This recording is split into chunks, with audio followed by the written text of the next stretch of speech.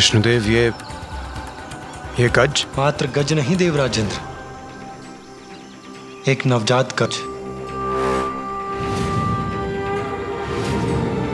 प्रभु, ये क्या कह रहे हैं आप? इस गज शिशु का शीश ही माता पार्वती के पुत्र का शीश होगा? ये कैसे संभव है प्रभु? स्मरण कीजिए देवगण, महादेव ने ये तो नहीं कहा था कि हमें मानव शिशु का शीश ले जाना ही अनिवार्य है। महादेव के कथन के अनुसार सर्वप्रथम जो भी नवजात शिशु दक्षिण दिशा की ओर मुख करके लेटा अथवा बैठा हो, उस शिशु का शीश लेकर जाना है हमें। और ये गज शिशु नवजात भी है और इसका मुख दक्षिण दिशा की ओर भी।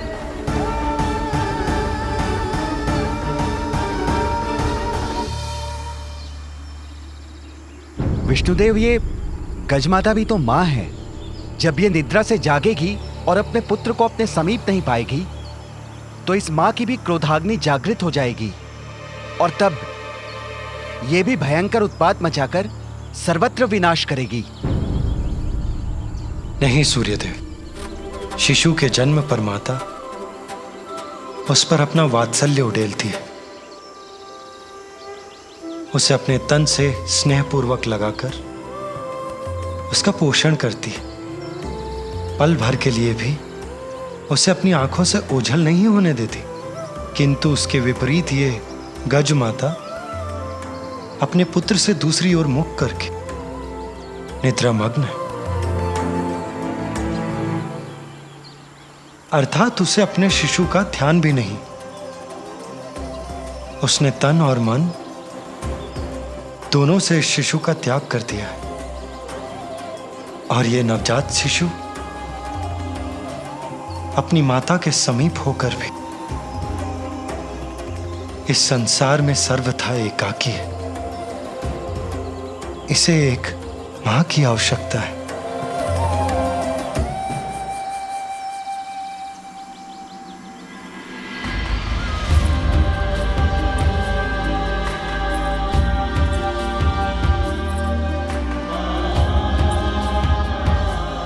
और वहां एक अन्य मां अपने पुत्र के लिए व्याकुल है।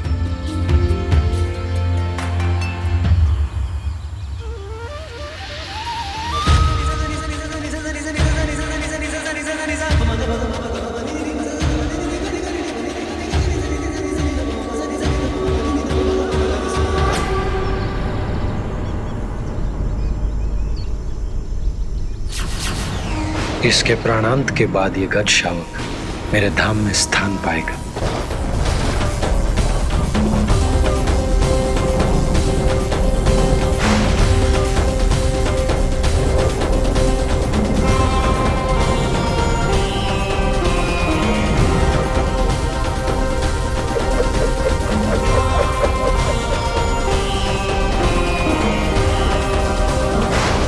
ये पाश किसका है और कौन है जो इस शिशु को बांधने यहां तक पहुंच गया?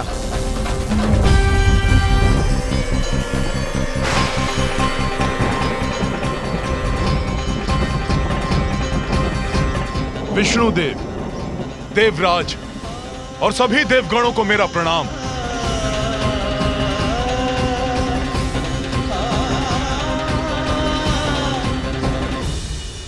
प्रणाम यमराज। किंतु आप और यहां, आपके यहां आने का क्या प्रयोजन है? देवराज, मैं यहां अपना कर्तव्य निभाने, इस गज शिशु को मृत्यु प्रदान करने आया हूं। किंतु यमराज, महादेव ने तो हमें आदेश दिया है कि दक्षिण की ओर जिस नवजात शिशु का मुख हो उसका शीश हम उनके पास पहुंचा दें, जिसके अनुसार ये गज शिशु उनके लिए सर्वथा उपयुक्त होगा। यही तो महादेव की लीला है। इस गज शिशु को मात्र 1 दिवस की अल्पायु प्राप्त है। यमराज इसे मृत्यु देकर और हम इसका शीश लेने एक साथ यहां पहुंचे। अर्थात महादेव की यह इच्छा नहीं है कि हम किसी शिशु की आयु छीनकर उनके पुत्र को शीश प्रदान करें। जब इस गज शिशु की मृत्यु होने ही वाली है, तो हमारे द्वारा इसका शीश ले जाने में कुछ भी अनुचित कहाँ है?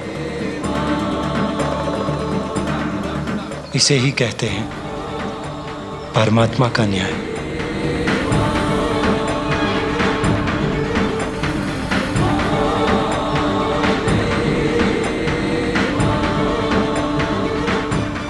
हे श्री हरि, आपके द्वारा इस गज शिशु के शीश को ले जाने के पूर्व मुझे इसके प्राण ले जाने की अनुमति प्रदान करें।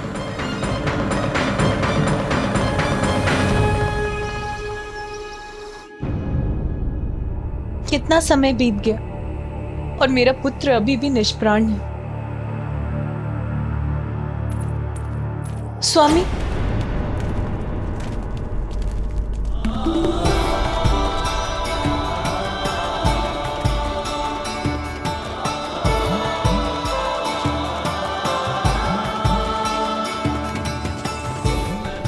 श्री हरि और देवगण लौट रहे हैं, अर्थात उनकी यात्रा सफल हुई। अब पुनः पा सकूंगी मैं अपने पुत्र को।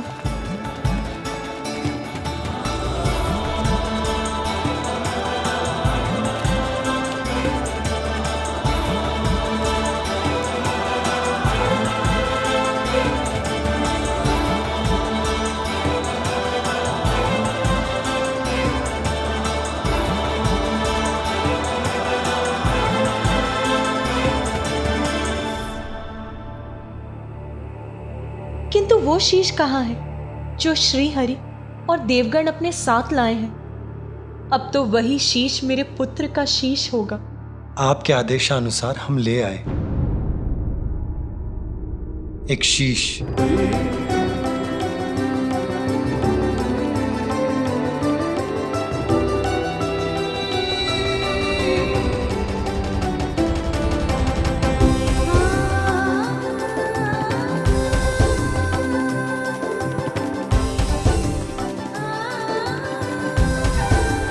सूर्यदेव इस शीश को लेकर उस गुफा के भीतर जाएं, जहां हमारे पुत्र का पार्थिव शरीर स्थित है।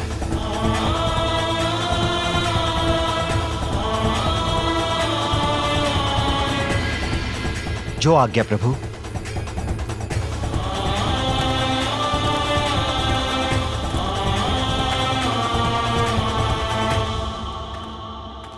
प्रभु, मुझे अभी भी एक शंका है।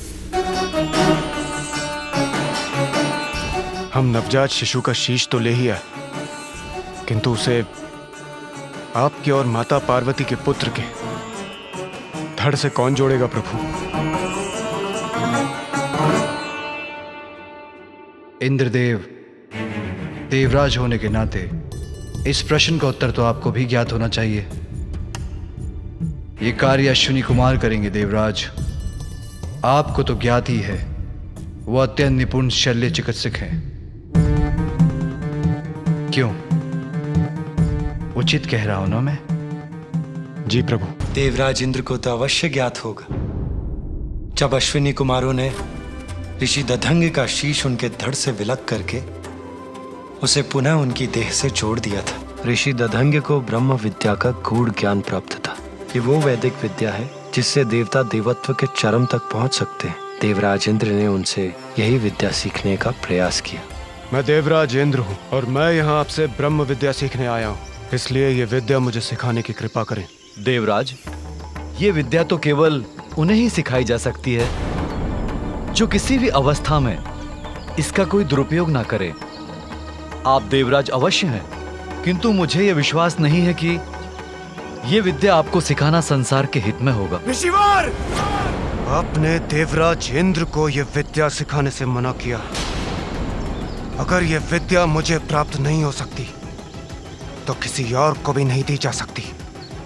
ज्ञात रहे, यदि आपने अपने इस मुख से अपनी यह विद्या किसी और को सिखाई तो उसका भीषण परिणाम झेलने के लिए तैयार हो जाइए। मैं आपके शीश को आपके देह से विलग कर दूंगा। किंतु ऋषि दधंग ने इस विद्या को देवराज को देने से मना कर दिया, किंतु उसके कुछ समय पश्चात ही अश्विनी कुमार ऋषि दधंगे से ब्रह्म विद्या सीखने के लिए पहुंचे। ऋषिवर, प्रणाम ऋषिवर। ऋषिवर, हम अश्विनी कुमार आपसे ब्रह्म विद्या सीखने के लिए आए हैं। इस विद्या का ज्ञान हमें हमारे कार्य में और कुशल बना देगा। यदि आपने अपने इस मुख से अपनी यह विद्या किसी और को सिखाई तो उसका भीषण परिणाम झेलने के लिए तैयार हो जाइए। मैं आपके शीश को आपके देह से विलग कर दूंगा। देवराज की चेतावनी को मुझे इन्हें संकेत द्वारा ही बताना होगा। आप किसी भी प्रकार की चिंता ना करें। हम शल्य चिकित्सा में इतने निपुण हैं कि शरीर से विलग कोई भी अंग को जोड़ने का सामर्थ्य रखते हैं। इस प्रकार ऋषिवर अपने मुख से अश्विनी कुमारों को ब्रह्म विद्या का ज्ञान नहीं देंगे, और यदि देवराज इंद्र कुपित होकर उनका शीश विलग करते भी हैं तो वो मात्र। किंतु देवराज इंद्र को इसकी सूचना प्राप्त हो गई और वो इससे अत्यंत कुपित हो उठे कि उनकी चेतावनी के बाद भी ऋषि दधंगे ने अश्विनी कुमारों को ब्रह्म विद्या सिखाने का साहस किया। ऋषि दधंग! ऋषि दधंग!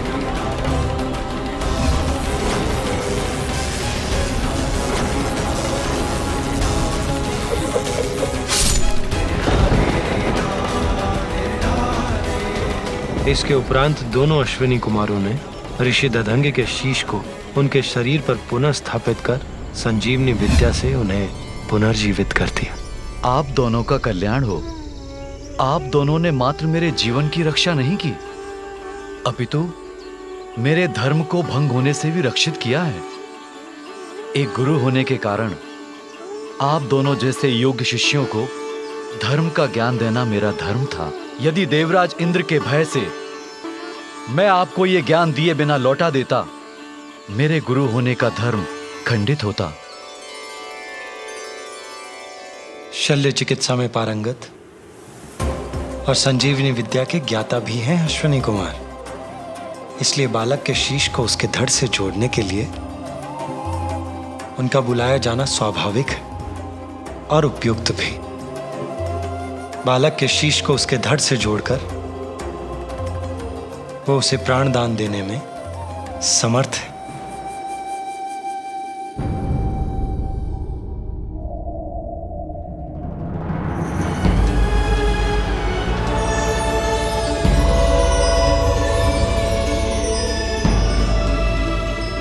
प्रणाम त्रिदेव।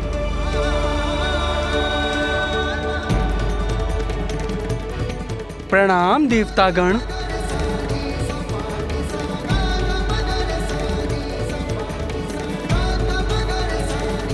अश्विनी कुमार, मेरे कहने पर विष्णुदेव, इंद्रदेव एवं अन्य देव एक नवजात शिशु का शीश लेकर आए हैं।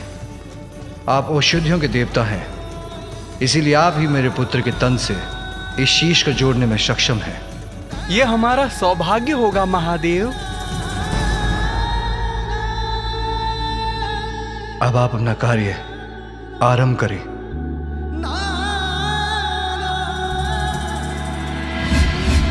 देवगण,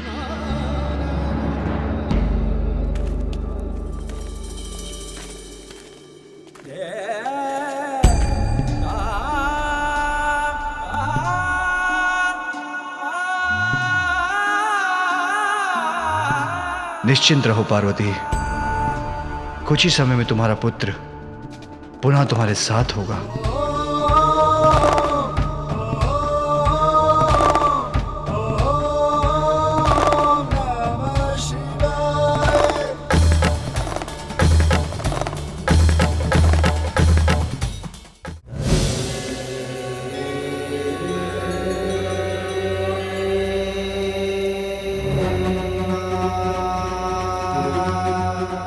महादेव, हम शीश को तो बालक के शरीर से जोड़ देंगे, किंतु इनकी मृत्यु आपके त्रिशूल के प्रहार से हुई थी, इसलिए हम इन्हें जीवन प्रदान नहीं कर सकेंगे।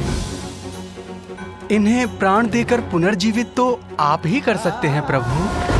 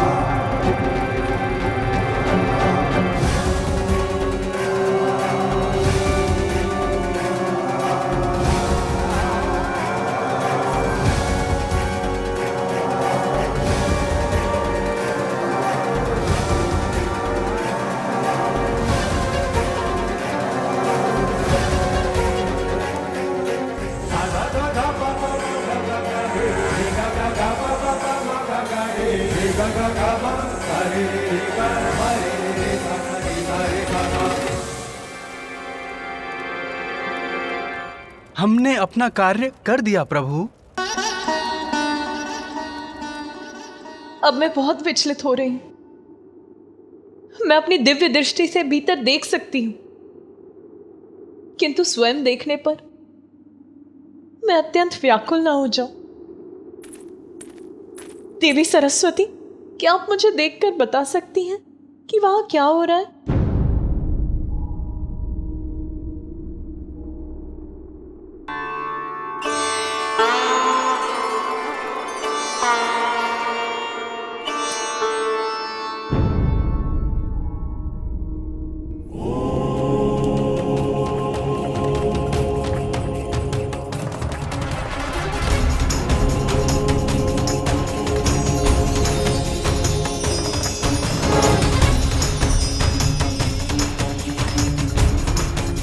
देवी पार्वती, महादेव आपके पुत्र को प्राण दे रहे हैं। उनके पांव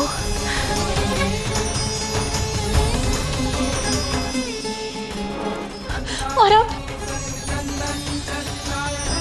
अब उनका उदर जीवन से स्पंदित हो रहा है।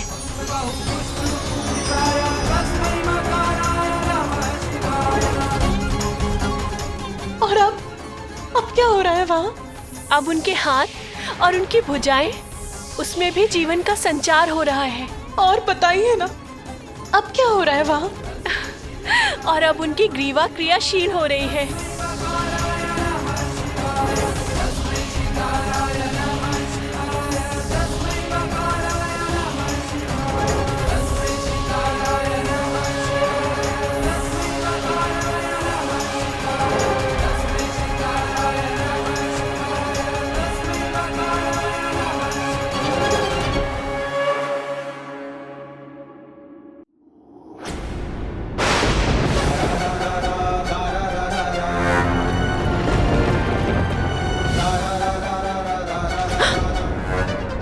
क्या हुआ? आपने अपनी दिव्य दृष्टि क्यों हटा ली? आप मुझे कुछ बता क्यों नहीं रही हैं? वो देवी पार्वती, जैसा मैंने कहा, महादेव आपके पुत्र को प्राण दे रहे हैं। नहीं, कुछ तो है जो देवी सरस्वती मुझे नहीं बता रही। मैं स्वयं जाकर देखती हूँ।